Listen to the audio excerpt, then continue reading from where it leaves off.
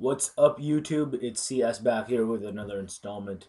It's snowing outside. It's a snow day. Got nothing else to do. So here are my picks for UFC 127, Penn versus Fitch. So yeah, guys, this looks like a really fun card. What can I say? Besides the main event, which I think could disappoint in terms of its length or in terms of its excitement. Hmm. I don't know. I like mostly all these bouts on the main card. What can I say? It should be fun. There should be some fight of the night material on here. And yeah, I think that Australia is going to be in for a treat that night. Of course, this will be their second card there. But let's get to the first bout of the main card. This one consists of middleweights Cowmilk and Chris Camozzi. All right, guys. Now let's take a look at Camozzi. Now Camozzi, if he wants to win this fight, he's going to have to keep this thing standing, be the better striker, beat Kyle Noak to the punch, use his boxing and kickboxing skills, and keep Noak on the outside and, pick him apart like that, and hopefully win this in three. And if he rocks Noak with a big shot, pursue him and work for a KO or TKO. Now, if Noak wants to win this fight, he's going to want to, use his boxing skills to set up a takedown, and hopefully Camozzi obliges. And, you know, from there, Condit will have to garner top position, avoid subs from the bottom that Camozzi might throw up, and, just beat Camozzi up for a TKO, or, do this for 3 rounds and win a unanimous decision. I think that Condit has the skills to beat Camozzi. I think this matchup favors him, and I think he's going to feed off his hometown Australian crowd. And yeah, I think they're going to give him a push for sure. And because of the morale boost, and because I think this is a bad matchup for Camozzi, I have to go with Kyle Noak here. And I think he's going to do it rather thoroughly in the second round. I think he'll be able to, you know, eventually take Camozzi down at will. And when that happens, I look for him to, get mount and work for TKO from there. So that's what my pick is. Kyle Noak via second round TKO. All right, guys. Next bout. Here we go. It is in welterweight. This one should be fight of the night. It is between Carlos Condit and Chris Lytle. It should be something of the night, knowing these guys. So it should be fun. Chris Lytle, easily one of the most exciting fighters I've ever seen. How many post-fight honors does this guy have in the UFC? It's crazy. Yeah, definitely a fan favorite. And he should get some cheers in Australia. But Carlos Condit is one of the emerging welterweights in the world. I'm a big Carlos Condit fan. And yeah, he's pretty exciting himself too. You saw what he did to Dan Hardy in Dan Hardy's backyard. Dan Hardy's never been KO'd before. And he had all that, morale and everything going for him, being that was his hometown in UK, and he got knocked out. So, Carlos Condit packs a punch, literally. And he can knock out anyone on their best day, I believe, including Chris Lytle, who's never been knocked out in over like 50 pro fights. So, you know, Chris Lytle's revered for his chin, but Carlos Condit's never been even TKO'd ever. Like, this guy has a chin for sure. He survived, 2 rounds of hell against Rory McDonald and then came back to beat him in the third. Like, this guy's tough as nails. Chris Lytle's going to be, he has to be on his best to beat Carlos Condit, because anything less, I think Carlos Condit has the pure skill and right coaching to just beat about, you know, most of the welterweights in the world. So, what do I think is going to go down here? I think Carlos Condit is the better striker. I think he'll beat Chris Lytle to the punch. Chris Lytle is a very good boxer himself, but I think Carlos Condit can match his boxing skills and is the better kickboxer. And due to his length, will beat Chris Lytle to the punch. So on the feet, I give the edge to Condit. And if this thing stays standing for the majority of 3 rounds, Carlos Condit will win a unanimous decision due to being the better striker. Now, if this thing hits the ground, Carlos Condit's no slouch on the ground. He has very good submissions, and even from his back as well. Can he submit Lytle? Yeah, but Lytle's a pretty scrappy guy. I doubt that will happen. And Lytle has a submission game of his own. He's been showing it off, lately, although it hasn't exactly been to, great grapplers. And I consider Condit a good enough grappler to stay out of Lytle's subs. It's just, I can see Carlos Condit winning this via points or even finish.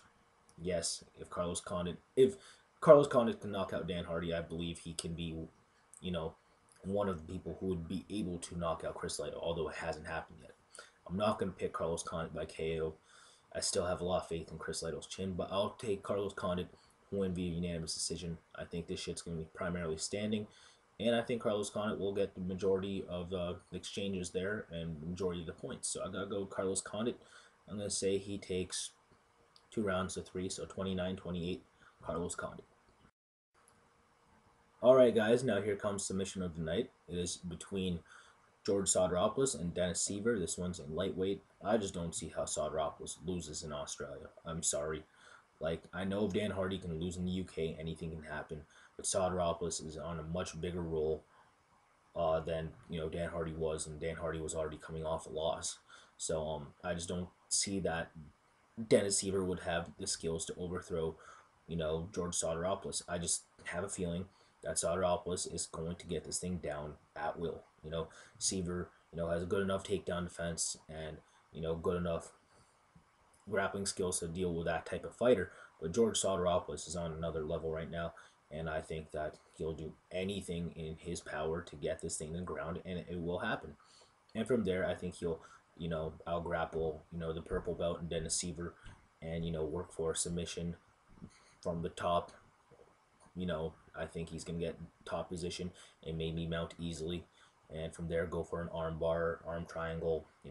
Maybe get his back. Who knows? Like George Soderopoulos, when he's on the ground, he'll have options and he'll make the most of it. Now, if Dennis Seaver wants to win this fight, he's gonna have to keep this standing and pick Soderopoulos apart and hopefully expose Soderopoulos' chin. Soderopoulos has improved in his stand-up skills, but you know what? He mostly uses it to set up for a takedown, and before Seaver can throw a knockout shot, I think he's going to be taken down by Soderopoulos somehow. I think Soderopoulos is going to you know somehow close the distance, get this thing into the clinch, work for a leg trip from there, land on top of Seaver, and from there go for a submission. So I'm gonna say Seaver wins via. Gotta go with first round armbar. So that's who I'm picking, George Soderopoulos. All right, guys. Next for the co-main, we got really exciting fighters in middleweight. About to duke it out. We got Michael Bisping and Jorge Rivera. Michael Bisping, primarily a boxer, likes to keep this on the outside, use good lateral movement, move in and out, putting combinations together off the jab, and being the more technical fighter, technical striker, and outboxing his opponent to either a TKO or unanimous decision. He also has very good wrestling. He can take a lot of guys down at will, and control guys like that. And he has very good takedown defense. That means as well. But he likes to keep this standing, score points, and when the opportunity arises, go in for the kill. He doesn't exactly throw a lot of power, but he throws punches and bunches, and that's why he has like I think 12 KO/TKOs. So yeah, Bisping, his style is pretty lethal for some people, I gotta say. Now we got Jorge Rivera. Jorge Rivera likes a brawl. You know what I mean? He is a good kickboxer, good boxer, but if he's gonna fight fire with fire in terms of technical striking skills, I think that Bisping will overmatch him and beat him to the punch. Now, if he's gonna win this fight, Jorge Rivera, he's gonna have to suck in Bisping into a brawl where him being more powerful striker will most likely, pay dividends for him. So that's how he's going to win this fight. He also has good submission skills, but I really don't see this hitting the ground unless Bisping goes for a takedown, and somehow it's because of Jorge Rivera outstriking Bisping, which I don't think will happen. I think Bisping's going to keep this on the outside, use better movement, and I don't think Jorge Rivera is going to be able to cut him off because of that. So I think Bisping's going to score a lot of points from the outside, putting combinations together with the jab, and I think that's how he'll win via unanimous decision, 30-27. All right, guys, now here we go. We got the main event, BJ Penn, John Fitch for a title shot at the welterweight crown, and winner gets the winner of Shields and GSP. That will happen in UFC 129. But enough about that. Let's take a look at this fight right here. Take a look at John Fitch first. John Fitch, UFC's best fighter ever to never win a title in the UFC. I truly believe that. His record speaks for itself. He's beat anyone that isn't George St. Pierre in the welterweight division. I think that's very impressive because he's like 12-1 in the welterweight division in UFC. Something stupid like that. John Fitch has ragdolled everyone. Like, it's pretty unbelievable considering he doesn't have a lot of talent, in my opinion. He doesn't have explosive wrestling ability. Doesn't have flashy submissions, and he doesn't exactly have very good stand up. But he somehow got you down to the ground and made this his fight. And when I mean make this his fight, I mean you're on top. I mean you're John Fitch. You'd be on top of your opponent. You'd avoid submissions and do damage for 3 rounds. Like that's his style of fighting. So yeah, I have to applaud him for that. So people, stop hating John Fitch because he's beating some of your favorite fighters and ragdolling him. He doesn't have a lot of talent, and if he doesn't, and this is his job, he's gonna have to fight like that. So I have to give it up to John Fitch, and he does have a really big task in front of him in BJ Penn. BJ Penn, he's one of the greatest. What can I say? This guy's, finishing ability is ridiculous. He can finish you on the ground and on the feet. Very good boxer. That uses really good movement when he wants to, and yeah, he can counter strike as well. And when he hits you, you usually go down, like Matt Hughes did. Well, if he hits you square, you usually go down. And obviously Matt Hughes did, and that's why he folded like a piece of paper. So what can I say? BJ Penn can finish a lot of the best. And can he clip John Fitch and beat him in the first round like he did Matt Hughes? Yes, he very well can. That's the only way I see him winning. I think he's going to gas by rounds 2 or 3, and I don't think he'll have that kind of power in those rounds because, yeah, that's when John Fitch will take over, and yeah, he'll be gassed. So if BJ Penn is at 100%, then yeah, he has a very good shot at winning this fight, and I only think he can be at 100 at, early round 1, and that's the only way I see him beating John Fitch is via highlight reel knockout. Now, the way John Fitch wins this fight is, this thing goes past round 1 and he wins round 1 and then he wins 2 and 3. Meaning, BJ Penn's going to give him his best early, and I think that after that, John Fitch will survive it and, hang on to BJ Penn and eventually get him to the ground. This round 1 ends with John Fitch on top of BJ Penn and he's trying to score, and then the first round is up for grabs. Who knows who's getting it? Round 2 and 3 will be, a gas BJ Penn, John Fitch somehow closing the distance, working for a leg trip, takedown, and then he winds up in BJ's guard. BJ is going for submissions, can't do it, and right now BJ is getting scored on by John Fitch. I think that's going to happen for rounds 2 and 3, and because of that, I got to go with either 30-27 or 29-28 for John Fitch. That's my pick. I think John Fitch is going to be able to score once this thing's on the ground and avoid, little submissions from, BJ Penn himself, the first American Abu Dhabi champion. I think that's also very compelling as well. You guys can tell I'm a big BJ Penn fan, but I don't like this matchup for him. Number one, I don't like, the motivation BJ Penn has already. Number two, this is one guy you can't sleep on in John Fitch, and if you do, John Fitch will beat you. And number three, even if you don't sleep on John Fitch will beat you as well. And I just don't see anyone besides Jake Shields or GSP beating John Fitch. So because BJ Penn is not one of those people, I say he loses. So I gotta go with John Fitch in this bout. I have to pick him 3.